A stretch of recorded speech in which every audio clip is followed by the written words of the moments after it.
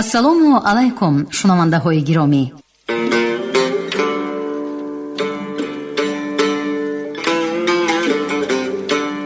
ба таваҷҷӯҳи шумо идомаи силсила гуфтори хонишҳои бадеӣ аз рӯи рамани сегонаи нависандаи халқии Тоҷикистон Ҷалол Икромӣ, духтари Оташ, 12 дарвозаи Бухоро ва тахти Вожгон.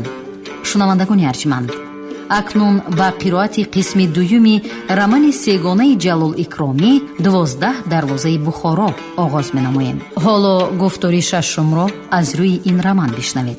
ровӣ Ализода Абдурашид Хоҷамқул. қисми сеюм.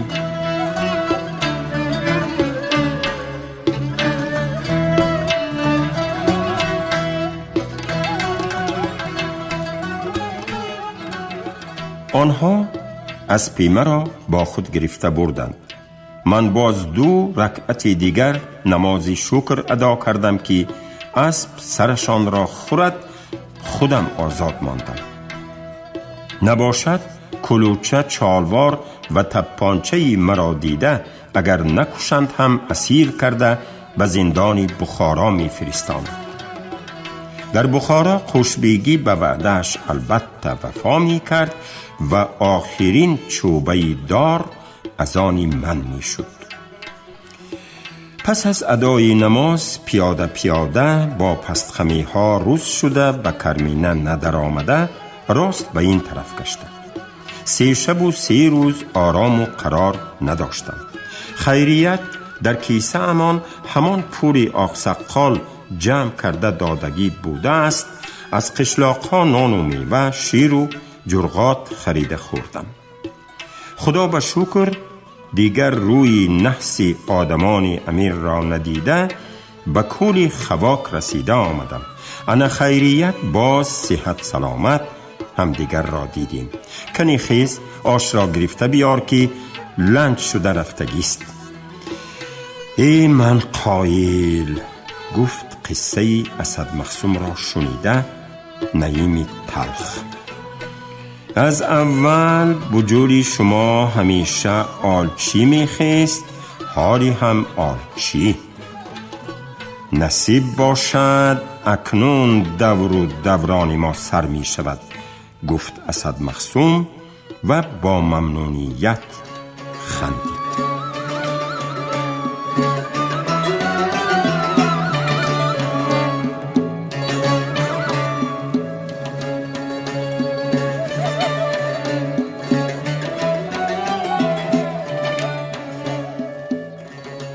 قشلاق کوری خواک 8 چقریم از کاگان به طرف شمال غربی بوده در دامن دشت واقع گردیده است. مردم این قشلاق اکثریت دهقانان بوده، به زمین عرق جبین ریخته رزق و روزی می یافتند. با وجود آن که بسیاری زمین های اینجا را شوره می زند و آب نمی رسد، دهقان ها هنر کار فرموده از خاک شور حاصل شیرین می رویانیدند. سید پهلوان یکی از همین خیل دهقانهای هنرمند و پردان به شمار می رفت. در جوانی خود در ایام زنده بودن پدرش وی گوشتنگیری و بهادوری کرده می گشت. در هر جا که معرکه گوشتنگیری شود از تابعات کاگان پیش از همه سید پهلوان دعوت کرده می شد. وی در جوانیش چندان سیرگوشت و 4 پهلو نباشد هم، لیکن چکه چندیر و پرزور بود. پهلوانهای مشهور را که از خودش 2 برابر کلان بودند برداشته می زد و روز از روز نام می برآورد. باری در بخارا قراکولی بای توی کلانی داده چندین روز کوبکاری، بزکشی و گوشتنگیری اعلان کرد. با آن معرکه از کاگان از قشلاق کول خواق سید پهلوان جوان هم دعوت کرده شد. در بیرون دروازه قراکول در میدانی وسیع آدمی بسیاری جمع آمده بودند.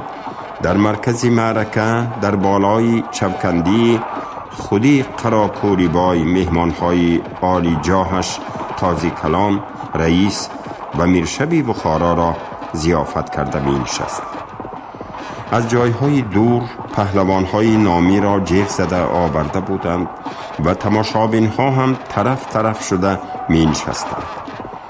در آن معرکه سید پهلوان 2 کس را برداشته به زمین زد و جامه و کلقند و پول انعام گرفت.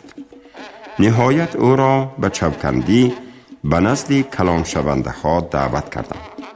خودی قراکوری بای پرسید که از کجایی، چی نام داری، کسبت چیست؟ وی گفته داد. بعد قراکوری بای گفت که وی حیدرقل نام 1 ماهی پز دارد. اگر سید پهلوان همان ماهی پز را افتاند صاحب 1 اسب می شود. آن روزها به روزگار آنها 1 اسب از هر چیز هم ضرورتر بود. بنابراین این وعده را شنیده سید پهلوان در حال راضی شد و گفت که 1 ماهی پز نه 2 ماهی پز باشد هم میزنم. بله، همین طور مغرور بود سید پهلوان. وقتی که در میدان با حیدرقل ماهی پز روبرو شد، به غلبه خود باوریش چندین بار افزود. حیدرقل مردی گزگوشت، قامت بلند و هیچ جایش به پهلوان مانند نبود. ماهی پز بود و بس. سید پهلوان وقتی که دستانش را به مثل بالهای پرندگان الوانج داده به ماهی پز نزدیک می شد، اسب وعدگی را در زیر پاهایش می دید. لیکن اولین دست بر هم زدن 2 پهلوان معلوم کرد که اسب هنوز خیلی دور است و به بالای آن برآمده سوار شدن چندان آسان نبودگی برید. سید پهلوان خواست که 1 خرپنجه انداخته حیدرقل را از بالای سرش برداشته پرت آید. لیکن زورش نرسید و قریب بود که از تکان دادن حیدرقل خودش افتاده رود. ولی وی زود خود را داشته گرفت و باز هجوم کرد. باز هنر و زوری نشان دادنی شد که به حیدرقل اثر نکرد. معلوم شده می ایستاد که حیدرقل هجومهای او را برطرف کرده ایستاده، خودش برای افشاندن وی حرکتی جدی نمی کند. این را پی برده وی باز زور زد. باز تماشابینان غلغله برداشتند ولی باز فایده نبخشید. حیدرقل گویا با قد بلندش به زمین میخ کوب شده بود که افتادن نمی خواست. آهسته آهسته سید پهلوان از غرور افتاد و حتی به وی مایوسی روی داد. در عین کتف به کتف و بازو به بازو مانده دور زده ایستادن، وی با آوازی پست و مایوسانه به حیدرقل گفت: من به شما قایل، شهرم دادم اکه، میلش هنرتان را کار فرمایید و مرا زنید. تو پهلوانی زور هستی پسر، گفت حیدرقل، تو را زدن آسان نی. به من نخندید اکه، بای به من اسب وعده کرده بود، برای همان. مگر تو به اسب بای محتاجی؟ محتاج هم گپ می، دهقانی امان پیش نرفته ایستاده است. این طور باشد باز 1 زوری حیدری زن به اسب صاحب می شوی. نه، من شما را افتانده نمی توانم. می توانی. تماشابینان دلتنگ شده غلغله برداشتند. ها سید پهلوان، سوس نبیا، برداشته زن، از بالای سرت گرفته پر تا آخر. حیدرقل که کنی ها.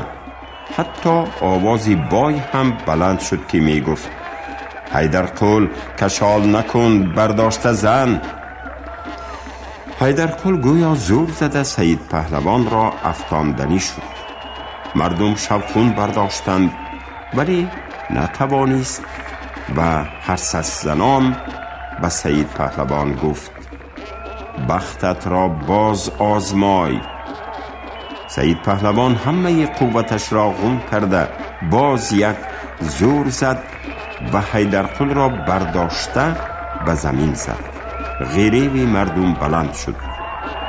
بایک زوری حیدرقل را می دانست و به کلان شونده ها تعریف کرده ایستاده بود.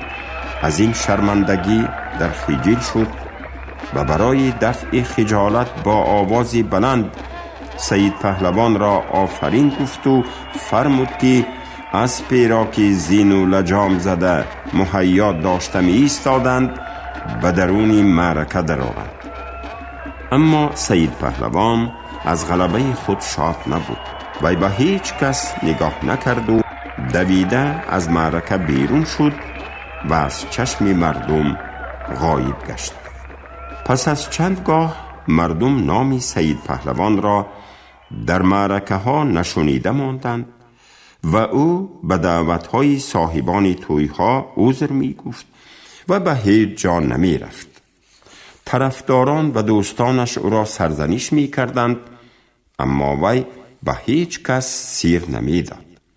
فقط یک روز به پرسیدن پدرش که برای چی اسب مکافات داده شده را نگرفته آمده است جواب داده گفت که من دوست پیدا کردم و از بحر اسب گذشتم.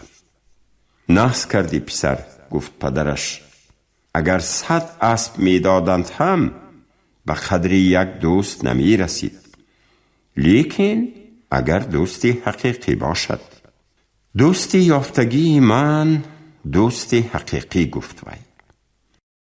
در حقیقت حیدرقل به وی دوستی حقیقی شد. راه زندگی و آدم و عالم را به وی شناسانید. تا به دم حبس و بدرقه شدن حیدرقل آنها همیشه از حال یکدیگر خبرگیران می ایستادند. پس از وفات پدرش باری گرانی روزگار به سر سید پهلوان افتاد و او مجبور شد که هوای و هوس را ترک کرده به یک پارچه زمینی از پدر میراث مانده خود را بربندد. روزگارش کلان شده ماند. 2 دختر، 3 پسر، خواهر و دادرخواه همه به وی نگاه کرده مانده بودند.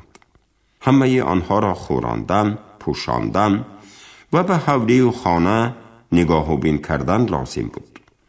از بس که وی آدمی عاریتناک، حبی نفسش بلند و عائله دوست بود، محتاجی و به دست کس نگران شدن خودش و اهل و عیالش را نمی خواست و بنابران همه دلخوشی و هوای و هوس را ترک گفته خود را به مهنت زد. شب را شب، روز را روز نمی گفت. با غیرتی کلان کار می کرد و تا می توانست از زمین حاصلی بسیار می رویانید. لیکن خودی زمانه به وی امکان نداد راهی بخت و سعادت را بست.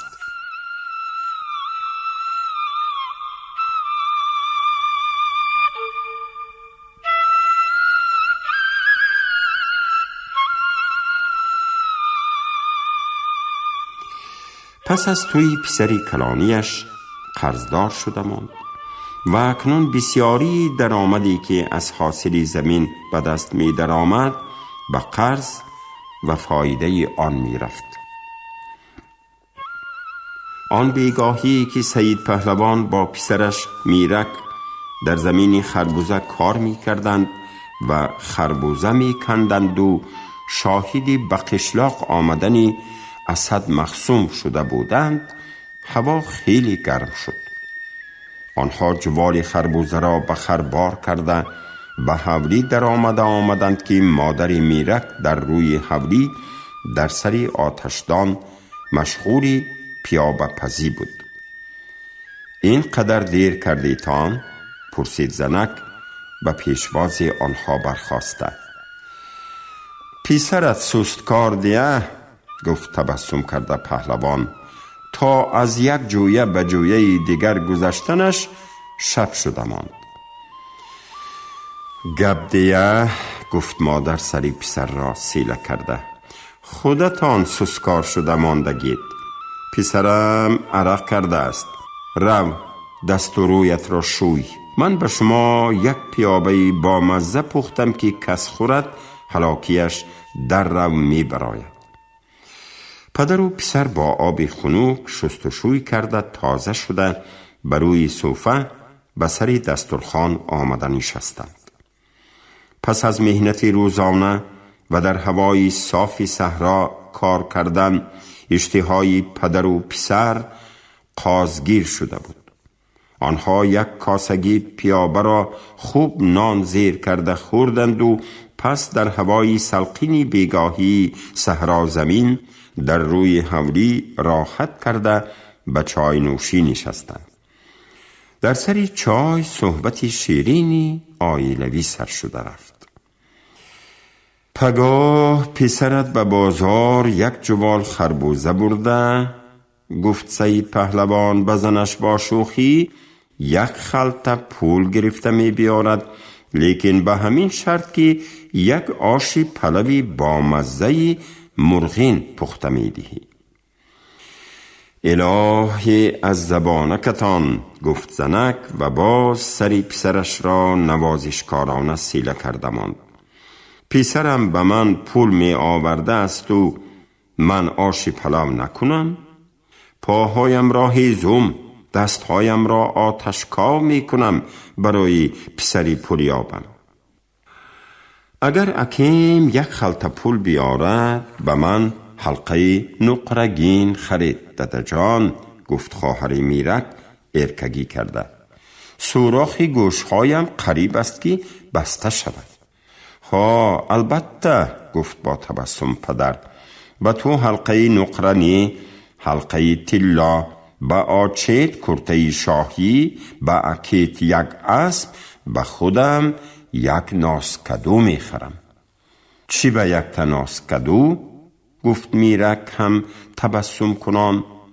به خودتان یک تا موزه، یک تا کلندی نغز و یک تا داسی نو خرید. بعد برای همه یک ماده گاو هم خرید که در یک شبانه روز 15 کاسه شیر دهد. خیر میلش، آرزو در جوانی عیب نی گفتند، گفت پدر و پس از اندک فرصت علاوه نمود. اکنون آچیش جای خوابی ما را پرتا، پسرت بر وقتر خوابد که پگاه سحر به بازار می رود. آن شب هر یکی از اهل عائله با یک فکری و با یک خیال خوابیدند. میرک خیال می کرد که خربوزه های او را مردم تلاش کرده خریده ایستادند و به درون خلطه پشادی او بارانی پول می بارد. مادر باشد حقیقتاً آرزوی مادگاو را می کرد. کاش که می گفت وی یک مادگاو می خریدیم که شیری بسیار می داد. جوشی سحری آن را بر روزگار صرف کرده، جوشی بیگاهانی آن را می فروختیم و کم و کاست زندگی را درست می کردیم. خواهری میرک باشد در گوشهایش حلقه های زرین را می دید.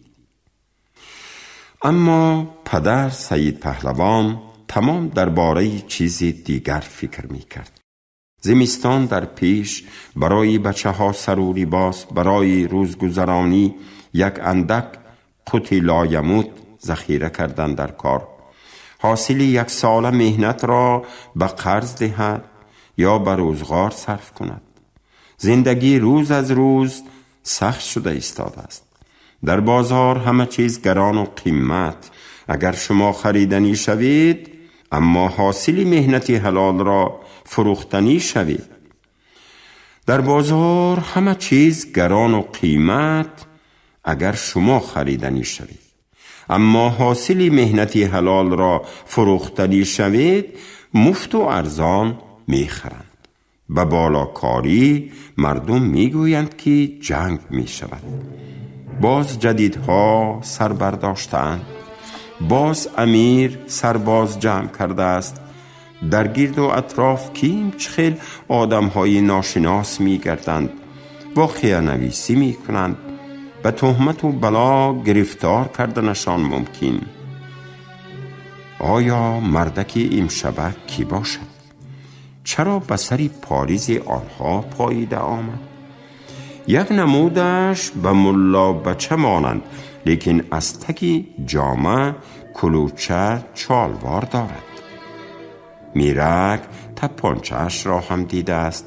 شاید راست باشد.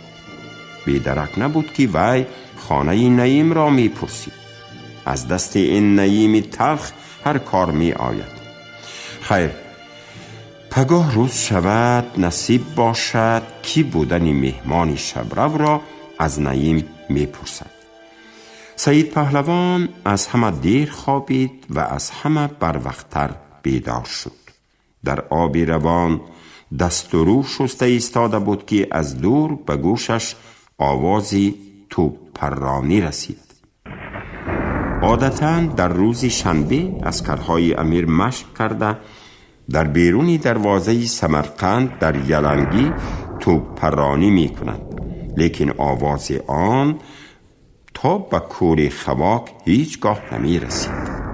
شاید امروز توپ‌های کلان و آوازش بلند را پرانده ایستاده باشند، گفته گمان کرد و اهمیت نداد. از خربوزه های برای خودشان جدا کرده ماندگی یک تاش را گرفته برید و 3 کاسه کرده بعد میرک را بیدار کرد. خیز بچه، بی وقت شده مانده است از افتش. آوازی توپ پرانی سربازهای امیر آمده ایستاده است. میرک سراسیمه از خواب چشم گشاده گوش کرد و شنید که حقیقتاً گاه گاه از دور آوازی توپ پرانی به گوش می رسد. هوا روشن نشده مشق می کنند می گفته پرسید وی خواب آلود. کی می داند؟ گفت پهلوان. هر روز یک نغمه نو. خیز تحتول کن، بعد براه برآمدن لازم. میرک دست و رو شسته آمد و با پدرش نان و خربوزه خورد و بعد آمین گفته هر دو از جا برخاستند و خر را تخم زده جوال خربوزه را به آن بار کردند. خیر پسرم، صحت سلامت رفته بیا، گفت پهلوان. از خودت احتیاط باش، پولت ندزدند. خاطر جمع باشید، گفت میرک و خر را به راه انداخت.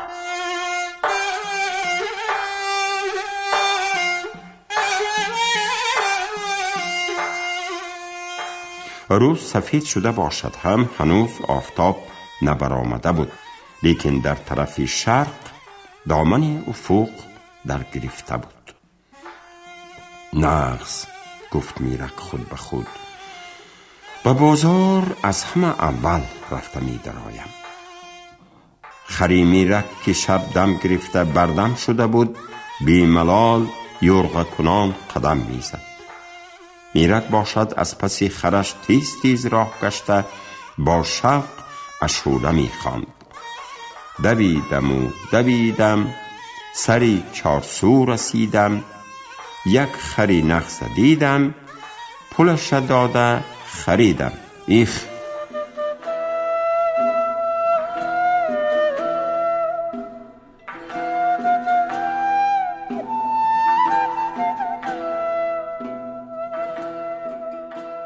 در آسمانی نیلگونی بی غبار فراشترک ها بازی کرده می گشتند. در فضای وسیع صحرا باری آنها را نوری آفتاب با شعله های اولین خود زرتاب می کرد. اندک نسیمی فارم وزیده برگانی درختانی زردالو و سنجید را که در گرداگردی زمین های کارم قد برافراشته بودند به رقص می آورد. به زمین بروی میسه ها اندک شبنم نشسته بود. صحرا از خوابی راحت بیدار شده نفسی روح بخش می کشید. خواه در زمین خواه در آسمان تازگی بردمی و نوقیرانی جرنگاس می زد. برای استقبال آفتابی جهان تاب شبا شب گویا همه اشیای و موجودات را شسته تازه کرده جلا داده مانده بودند. از سوی قشلاق که به قفا مانده بود آواز حیوانات، بوز و گوسفند و گاو و خر و اسب شنیده میشد. پادبانها پاده می‌غنداشتند. در صحرا باشد هرهوری نسیمی پگاهی و چهچهی مرغانی خوشیل‌هام شنیده میشد. روزی مقرری آخرهای تابستان و اولهای تیرماهی بخارا سر میشد. اما آن روز روزی عادی نبود.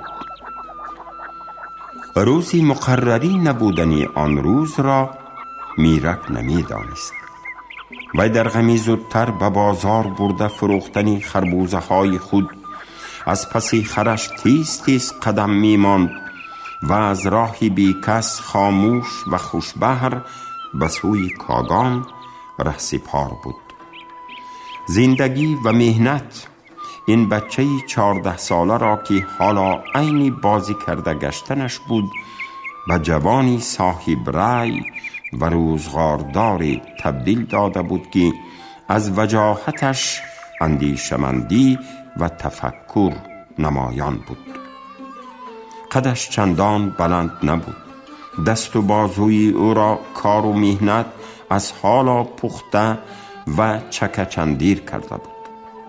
در پایش یک موزچه نوکباریکی کم پاشنه دریدگی، هزار پاچه های کرباسی رنگش نامعلوم یا سفیدی چرکین شده از بالای ساق کوتاه موزه آویزان، در تنش از بالای کرته گریبان پهن کرباس یکته قلمی با میانبند از میانش بسته شدگی، در سر کله‌پوشی بخملی سیاهی رنگش پریدگی. با همین هیئت و لباس ولی با لبانی پر از تبسم، از خیال و شوق موفقیت بازار، با چشمانی شوخی سیاه که در آنها آتشکی امید بر اعلایانه برق می زدند و از پس خرش قدم می زد. پس از پولی نهرچه کورک راه به طرف شرق میل کرده و خط راه آهنی کاگان سمرقند خیلی نزدیک می شود. در اینجا اولین نورهای آفتاب خرم به سر و روی میرک پاشیده شدند. آفتابی جهانتاب گویا لباسی زردوزی نوی خود را مخصوصاً برای آن روز پوشیده چنان با چهره‌ای کشاد به دشت و صحرا نظر افکند که یک باره اطراف همه به شادی غرق شد. سایه خر و سایه دراز میرک از طرف راست گاها کناری راه را زیر کرده، گاها به درونی جویچه‌ای علف زیر کرده افتاده پیش می رفتند. پس از کمی به این سایه ها با سایه های دیگر علاوه شدند. در راه رونده های دیگر نیز پیدا شده بودند. یک دهقان 3 خر قاق می برد، دیگرش 2 خر علف، سیومین 1 سبد انجیر را پشتاره کرده می رفت. پس از کمی راه گشتن از سوی کاگان به عرابه چیزی بار کرده عرابه کش نمایان شد. دهقانی که قاق می برد به عرابه کش سلام و علیک کرده پرسید: گذرگاه کشاده باشد می؟ ها، یک گذرگاه ماندگی و بس، گفت عرابه کش و گذشته رفت. шунавандаҳои азиз, шумо гуфтори шашумро аз рӯи рамани 12 дарвозаи бухорои нависандаи халқии тоҷикистон ҷалол икромӣ дар қироати ализода абдурашид хоҷампур шунидед. коргардон шералӣ нағзалӣ, садобардор карим толибов. поёни гуфтор аз силсилаи хониши бадеӣ. шод бошед.